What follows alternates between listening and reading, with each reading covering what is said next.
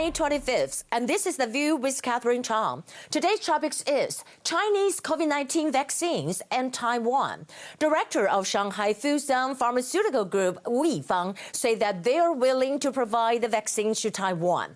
But according to a poll in Taiwan, that 86% of Taiwanese people refuse Chinese vaccines. Why? Here are some points.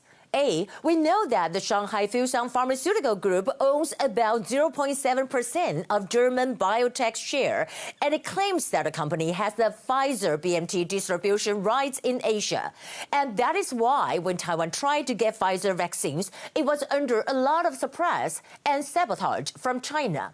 And now, the Shanghai Fosun say that they are willing to provide vaccine to Taiwan. Do you think that Taiwanese people will believe it? Of course not.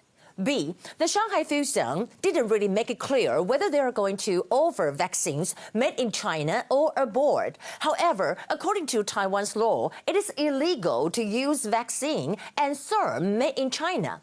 Therefore, if the Shanghai Fosun wants to provide vaccines made in China, it will just be a non-issue. C, according to a poll, 86% of Taiwanese people refuse Chinese vaccines.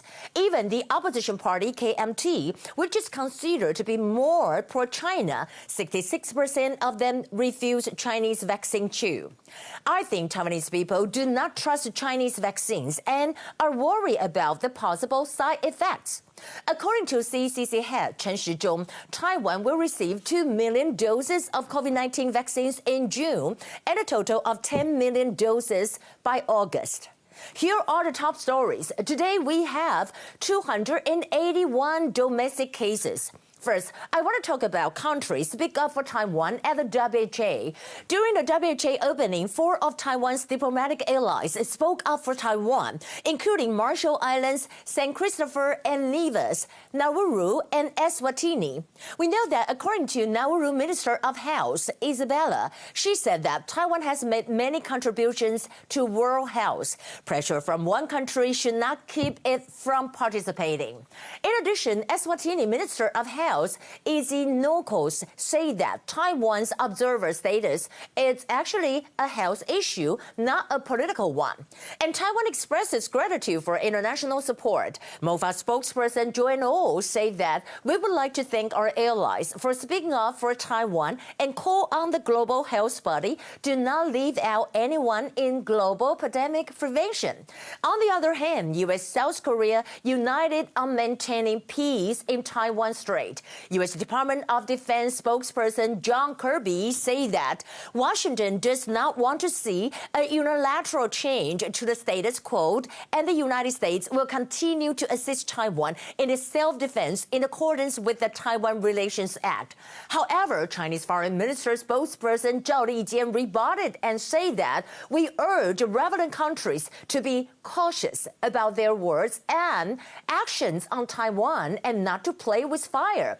But obviously, we know that the South Korea foreign minister doesn't think so. We know that Zheng Yizhong said that it's only a fact that peace and stability in the Taiwan Strait is very crucial for peace and stability in the region. The Taiwan issue was expressed only in generalities.